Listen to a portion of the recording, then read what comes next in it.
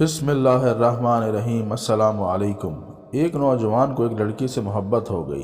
اس نے اپنے دوست سے کہا، یار اپنی مسجد کے جو امام صاحب ہیں نا، مجھے اس کی بیوی سے محبت ہو گئی ہے، کیا تم میری مدد کرے گا؟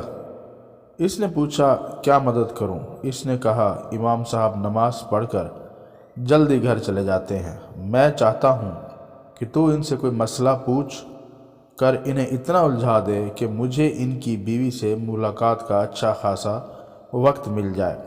اس نے کہا، ٹھیک ہے میرے دوست، میں ایسا ہی کروں گا۔ وہ مسجد میں کبھی نہیں گیا تھا، دوست کے لیے جانے لگا۔ وہ روزانہ امام صاحب کو روکتا رہا۔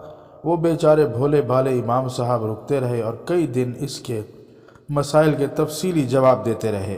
مہینوں گزر گئے۔ ایک دن اس کے ضمیر نے اس کو جھنجھوڑا کہ وہ مسجد کے امام صاحب کے ساتھ کتنا غلط کر رہا ہوں۔ ندامت میں ڈوبے ہوئے لہجے میں اس نے امام صاحب سے کہا، حضرت مجھے معاف کر دیجئے۔ کیوں بھائی، کیا ہوا؟ دراصل مجھے مسئلہ نہیں پوچھنا ہوتا تھا، بلکہ میں اپنے دوست کی مدد کرتا تھا۔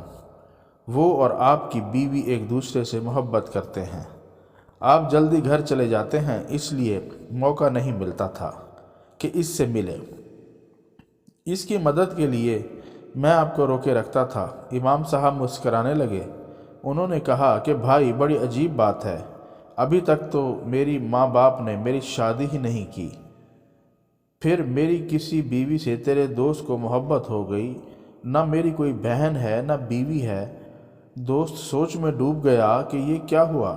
یہ تو کچھ اور معاملہ نکلا کہ امام صاحب کی شادی ہی نہیں ہوئی تو میرا دوست کس کے پاس جاتا ہے؟ جب تحقیق کی تو پتہ چلا کہ وہ امام صاحب کی نہیں بلکہ اس کے گھر جا کر اس کی بیوی کے ساتھ ملتا تھا۔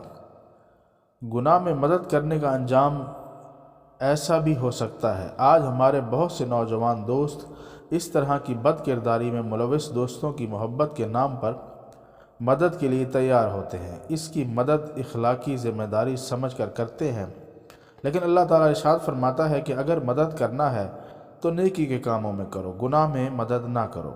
اور سچا دوست وہ ہے جب تم خدا کو بھول جاؤ تو وہ تمہیں اس کی طرف متوجہ کرے، ورنہ یاد رکھو دوسروں کے لیے کنواں کھودو گے تو خود گر جاؤ گے۔ جزاک اللہ۔